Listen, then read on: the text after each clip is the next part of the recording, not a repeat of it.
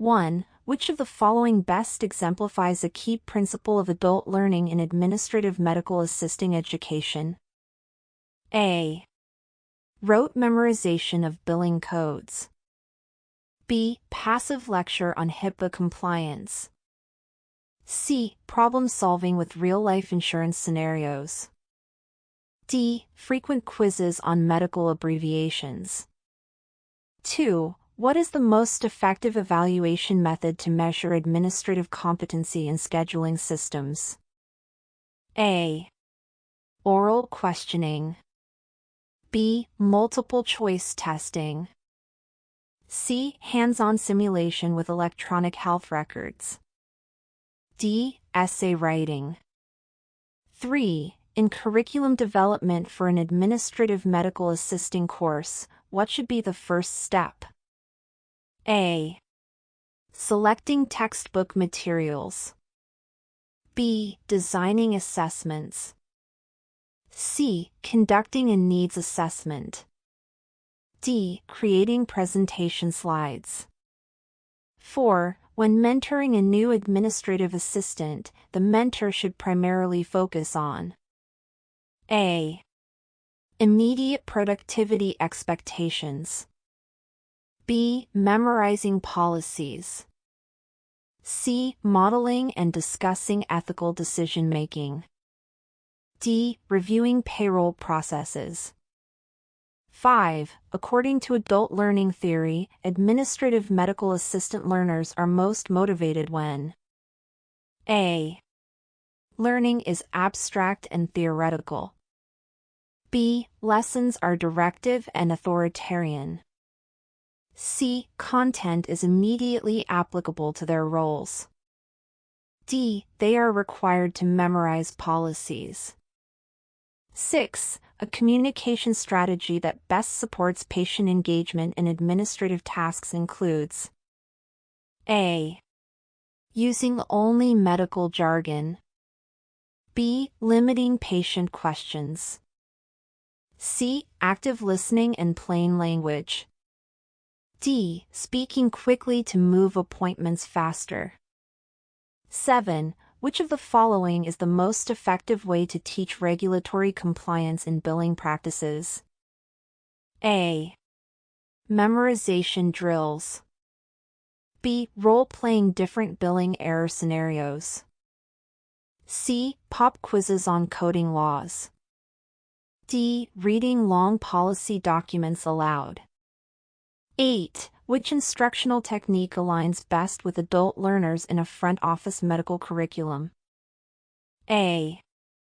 Dictation drills. B. Peer discussion of case studies. C. Repetitive handwriting exercises. D. Silent reading assignments. 9. Which of the following best reflects formative evaluation in administrative medical training? A. Final exam score. B. Course completion rate. C. Mid-course check-ins and performance feedback. D. Graduation survey. 10. When developing communication training for administrative assistants, which should be emphasized? A. Technical terms over patient-friendly words. B. Minimizing written documentation. C. Active listening and empathetic response. D. Avoidance of eye contact. 11. What role does feedback play in adult learning for administrative medical assistants? A. Feedback is discouraged to promote independence. B. Feedback interrupts the learning process. C. Feedback reinforces learning and guides improvement. D. Feedback should be generic and infrequent. 12. In a mentoring relationship, which approach is most effective? A. Micromanaging every task. B. Offering constructive feedback and encouraging reflection. C. Avoiding direct communication. D. Letting the mentee make repeated errors. 13. What is a primary regulatory concern in front office patient documentation? A. Using shorthand notes. B. Failing to include emojis. C. HIPAA compliance and privacy protection. D. Patient penmanship quality. 14. Which curriculum development approach is best for an administrative assisting module on insurance claims? A. Rely on textbook-only instruction. B. Integrate case-based learning. C. Use historical insurance data. D. Eliminate assessments.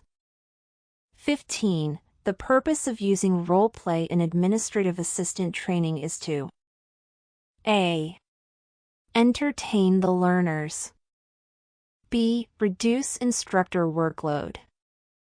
C. Simulate real-world interactions and decisions. D. Encourage memorization. 16. The most effective way to teach time management to new administrative staff is A. Requiring longer hours. B. Providing checklists and workflow simulations. C. Eliminating breaks. D. Focusing on typing speed. 17. Which of the following best demonstrates application of Bloom's taxonomy in an admin medical assistant curriculum? A. Memorizing appointment types. B. Applying triage rules to schedule patients effectively. C. Listing phone protocols. D. Reciting office policies. 18. When evaluating a learner's grasp of insurance verification processes, which method is best? A. Watching a video. B. Group discussion. C. Simulated patient interactions. D. Reading handouts. 19. A well-structured administrative mentoring program includes A. Mandatory overtime. B. Opportunities for observational learning and feedback. C. Ignoring mistakes for independence. D. Focus on technical rather than interpersonal skills. 20. Which strategy helps adult learners retain administrative procedures more effectively? A. Passive listening. B. Task repetition without context. C. Experiential learning with real-world tasks. D. Memorizing without explanation. 21. In terms of curriculum design, learning objectives should be A. Vague and generalized. B. Written in legal language. C. Specific, measurable, and performance-based. D. Derived from unrelated fields. 22. What is one of the most important elements in assessing student progress in front office simulations? A. Peer popularity. B. Typing speed. C. Ability to apply protocol to variable scenarios. D. Color coordination of forms. 23. In adult learning, which is most important for administrative assistants' long-term retention? A. Frequent punishments. B. Testing without feedback. C. Immediate relevance and reflection. D. Rewards unrelated to performance. 24. A performance-based assessment for appointment scheduling would include A. Watching a demonstration. B. Reciting definitions. C. Practicing on software in a timed scenario.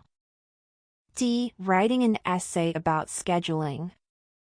25. A new front desk assistant should be mentored in handling patient complaints by A. Memorizing the complaint policy only. B. Role-playing and discussing real case resolutions. C. Ignoring emotional content. D. Practicing phone transfers. 26. How can instructors improve learning outcomes for adult learners in regulatory compliance? A. Lecture-only delivery. B. Engaging learners with real-world case violations. C. Issuing fines for wrong answers. D. Avoiding difficult topics. 27. Which feedback method supports adult learner development in a clinic setting? A. Ignoring errors to build confidence. B. Punishing mistakes publicly. C. Timely, specific, and solution-oriented feedback. D. Delayed end-of-term feedback only. 28. When training administrative assistants on communication skills, the primary goal is to A. Limit all personal interaction. B. Ensure patients receive and understand essential information. C. Speed up patient processing. D. Avoid asking patients questions. 29. Which of the following enhances critical thinking in administrative scenarios? A. Memorizing fax procedures. B. Analyzing complex patient triage scenarios. C. Rewriting policy manuals. D. Watching silent videos. 30. What is the best strategy to train new administrative assistants in regulatory forms? A. Assigning them to complete paperwork unsupervised. B. Modeling correct documentation and offering guided practice. C. Avoiding the topic until mistakes arise. D. Providing outdated forms. 31. What technique best supports adult learners with diverse experience levels? A. One-size-fits-all teaching. B. Interactive problem-solving sessions. C. Endless repetition. D. High-pressure exams. 32. Curriculum for front desk responsibilities should be A. Disconnected from actual practice. B. Based on trial and error. C. Aligned with real workplace tasks and tools. D. Focused solely on test scores. 33. Mentoring is most effective when A. The mentor dominates conversations. B. Feedback is one way. C. Both parties engage in mutual reflection. D. Ments are isolated from the team. 34. When teaching administrative documentation, accuracy is best taught through A. Theoretical models. B. Free writing exercises. C. Case-based charting scenarios. D. Copying notes from the board. 35. The primary benefit of peer teaching in administrative instruction is A. Reduced teacher effort. B. Enhanced rote memorization. C. Shared responsibility and improved engagement. D. Increased confusion. 36. Adult learners gain more from A. Repetition without purpose. B. Passive lectures. C. Self-directed learning activities tied to real tasks. D. High-stakes pop quizzes. 37. A key mentoring skill in the clinical office setting is A. Delegating everything immediately. B. Withholding performance feedback. C. Modeling professionalism in communication.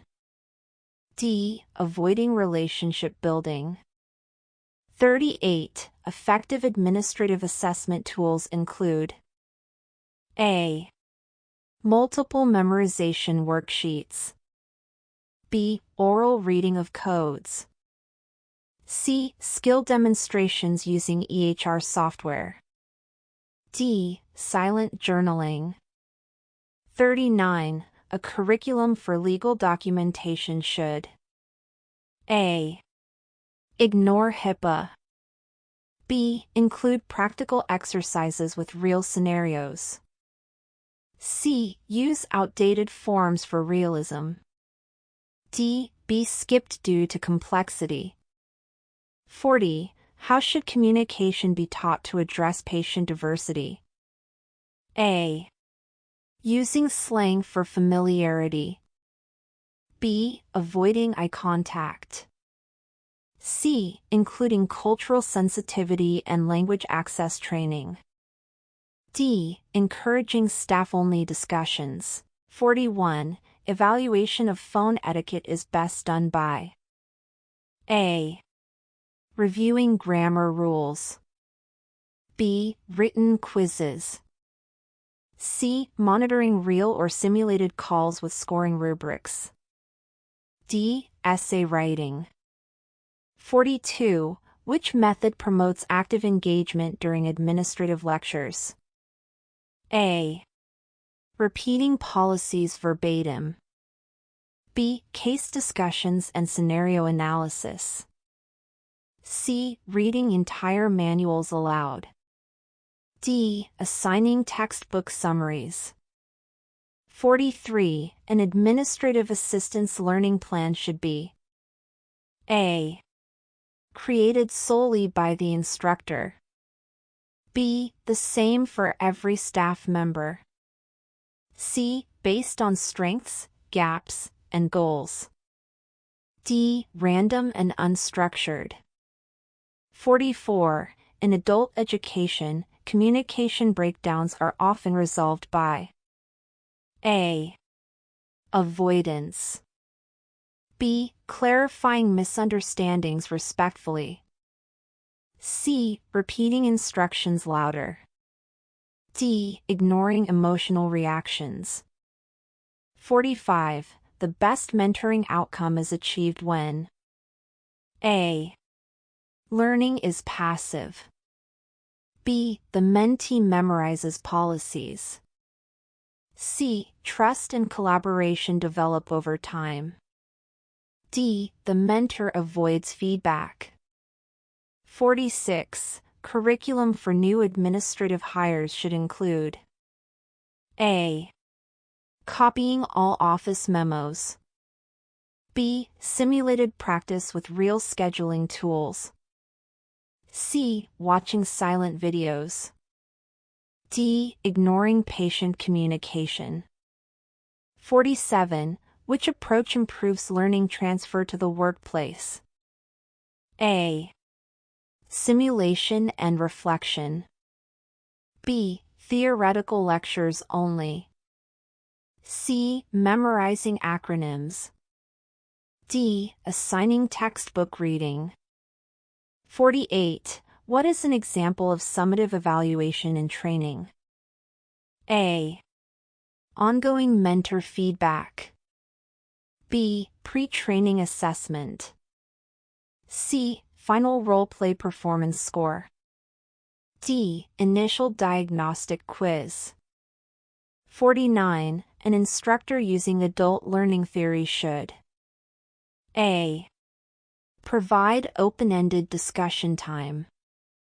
B. Focus only on rote content. C. Avoid hands-on tasks. D. Eliminate self-assessment. 50. HIPAA training is most effective when A. Taught with real examples of violations. B. Done as one long lecture. C. Left to self-study. D. Replaced by ethics videos.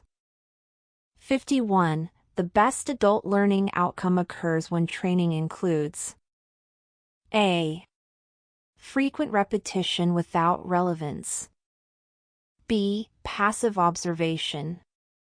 C. Reflection, relevance, and application. D. Unstructured group time. 52. Evaluation of administrative performance should prioritize A. Office gossip. B. Ability to execute key job tasks in varied contexts. C. Time spent on breaks. D. Speed of speech. 53. The primary purpose of curriculum mapping is to A. Increase paperwork. B. Confuse instructors. C. Align outcomes, content, and assessments. D. Reduce training time. 54. A mentor should use which strategy when coaching a struggling new assistant? A. Withhold feedback. B. Encourage and model improvements constructively. C. Punish mistakes publicly. D. Assign menial tasks only. 55. Communication protocols should be taught through A. Memorization of acronyms. B. Abstract theory. C. Interactive scenarios and simulations. D. Dictation practice. 56. Regulatory compliance instruction is best reinforced by A. Daily quizzes. B. Real-life case application. C. Ignoring updates. D. Legal jargon memorization. 57. A successful administrative assistant training program includes A. One-size-fits-all assessments. B. Varied, relevant practice aligned to job roles. C. Elimination of feedback. D. Focus on memorization only. 58. What is the best use of a rubric in administrative instruction? A. To grade attendance. B. To clarify expectations and performance criteria. C. To punish late submissions. D. To delay feedback. 59. What defines a strong administrative communication lesson? A. Policy recitation. B. Active listening and role play. C. Memorizing contact lists. D. Ignoring tone. 60.